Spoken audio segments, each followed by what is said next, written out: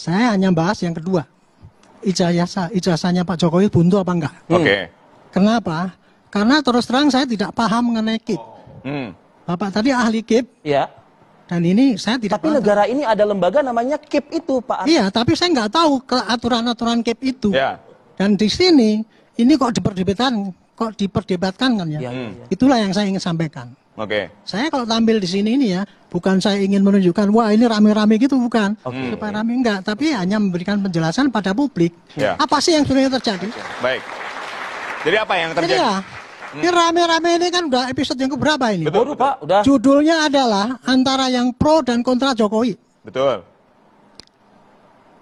Entry point-nya ijazah palsu. Ya. Ijazah palsu gini, yang pro menyatakan bahwa Pak yakin bahwa ijazahnya Pak Jokowi itu asli. Ya. Betul. Yang menuduh bahwa itu yakin bahwa itu palsu. Ijazah palsu, Ya. betul. Kan gitu kan? Hmm. Masing-masing dengan cara pembuktian sendiri-sendiri. Ya. Betul. Yang menuduh itu pakai teorinya sendiri-sendiri, yang tadi dipakai apa buku dan sebagainya Betul. itu ya, pakai penelitian dan ya. sebagainya. Sementara yang satu ini mengikuti apa yang disampaikan oleh Pak Jokowi, yaitu lapor ke Badan Peradilan. Ya. Sudah dilaksanakan kan itu kan? Hmm.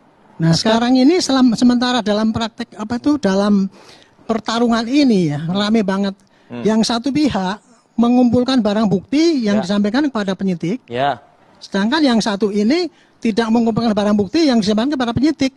Tapi dia ngomong di luar bahwa saya ini penelitian ini dan sebagainya. Yang inilah kemudian jadi gaduh itu kan, Pak. Ya akhirnya terjadi ketebelan kan? Oke. Tidak ada kesepakatan, nggak akan mungkin. Terpanggilkah kepolisian kita itu untuk tunjukkan saja ada momentumnya majelis KIP ini gitu, Pak. Kalau polisi mengiyakan itu namakan mengiyakan anarkisme.